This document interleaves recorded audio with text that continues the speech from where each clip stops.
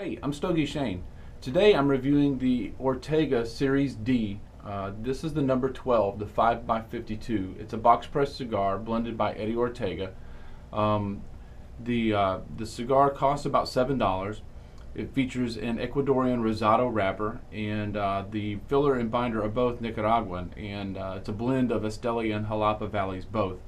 The pre-light visual inspection shows that the cigar's got lots and lots of small, very thin veins.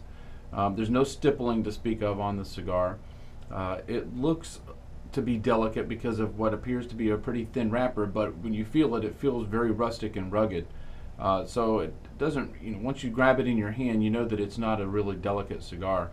It's firmly packed. The corners are kind of well rounded.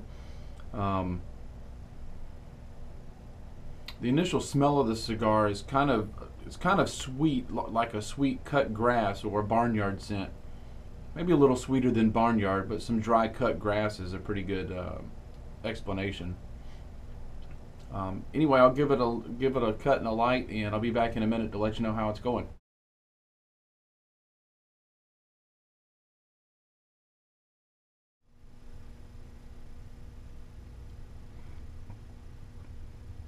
The number 12 fires up very, very good. It has lots and lots of smooth cream, lots of pronounced cedar right at the very beginning. It instantly appears, the ash instantly appears. It begins a very even burn right away. The burn is razor sharp all around the edges.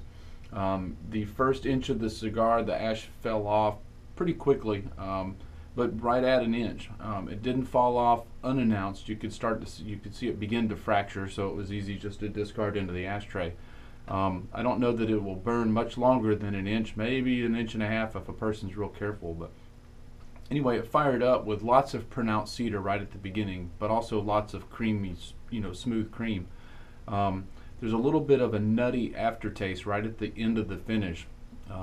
It's about 60 seconds after an exhale or a retrohale, but it's there. And if you look for it, I don't know yet what kind of a nut to call it, but it's a little nutty. So far, it's very good, though, and I look forward to the rest of it.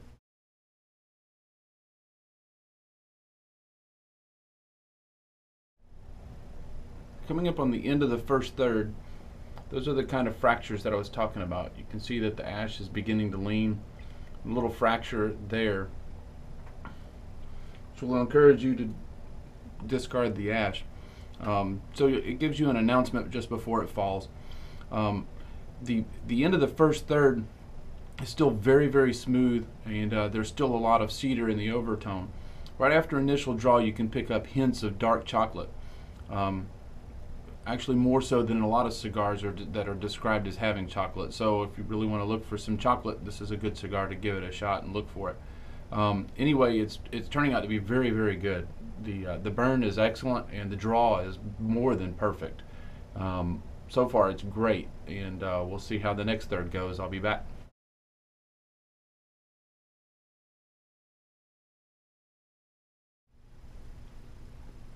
The second third was very much like the first. There's no real new flavors save for one, and I'll explain that in a minute. The cedar taste is still there.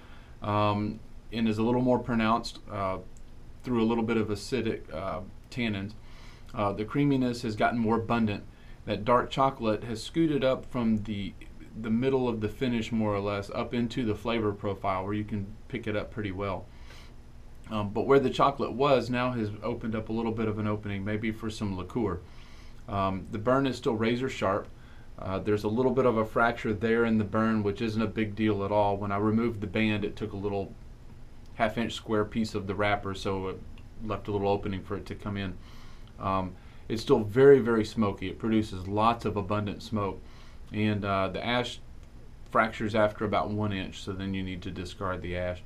I'll be back in just a few minutes and give you an update on the last third in closing.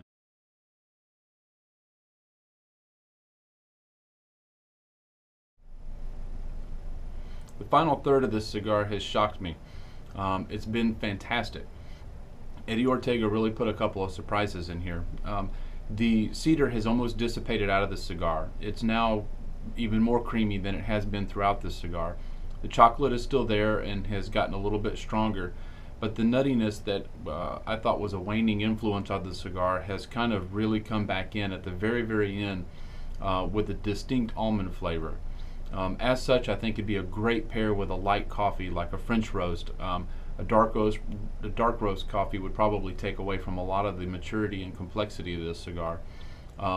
For $7 or so, the thing is fantastic, and I'd recommend you picking one up. It'd be a great start to a long day of cigar smoking because it starts off so light and it ends with such complexity that it really gets you excited about smoking something else.